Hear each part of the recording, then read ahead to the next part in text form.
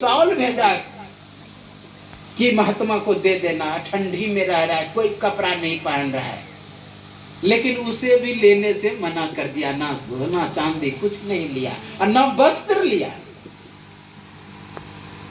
फिर गए सिकंदर के पास कि उसने मना कर दिया। कहा ये कौन सी विभूति है जो इतना धन त्याग सकता है। अपने से स्वयं गए और चरणों में दंडवत किया। महाराज चमत्कार है, आप क्यों नहीं कुछ स्वीकार करते हैं। कहा जब भूख लगता है तो मैं जंगल का फल खा लेता हूं, पानी प्यास लगता है रावी नदी का जल पी लेता हूं, ओढ़ने का काम आता है तो मैं पत्तियां ओढ़ लेता हूं। तुम्हारे इस वैभव धन की कोई आवश्यकता नहीं,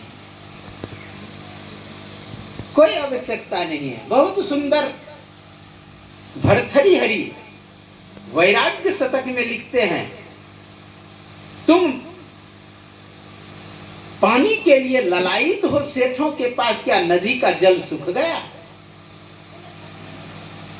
क्या फल समाप्त हो गया जो तुम मेवा मिष्टान के लिए ललायित रहते। इतना डांट लगाया है कि कहना क्या। वैराग्य शतक 3 शतक लिखे हैं भर्तृहरि, वैराग्य शतक, नीति शतक, श्रृंगार शतक।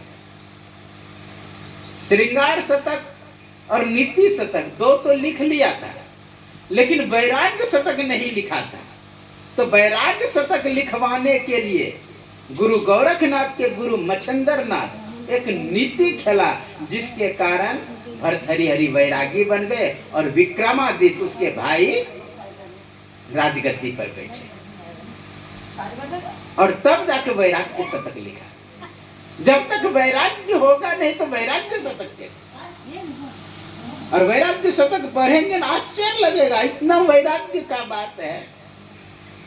आप लोग जानते 1 नंबर आसक्ति वाला व्यक्ति था।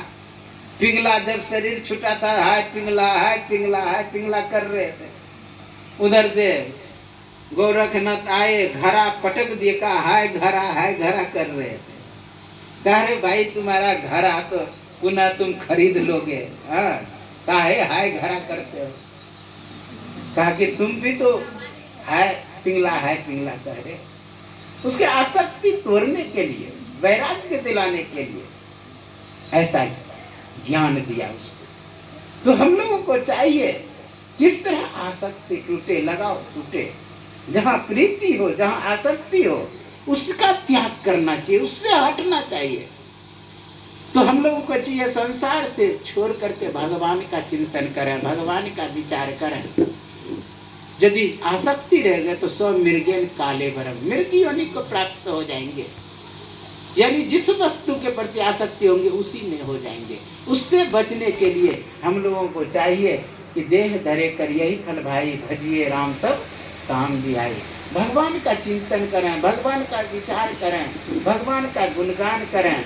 कहा अंतिम समय में राम नाम जल्दी आता नहीं है, जाकर नाम मरत मुखावा, अधम मुक्त हो सोची गावा। अधम भी मुक्त हो जाता है अगर नाम आ जाता है। इसलिए हम लोगों को चाहिए कि राम नाम में प्रीति लगावें, भगवान के चिंतन में प्रीति लगावें।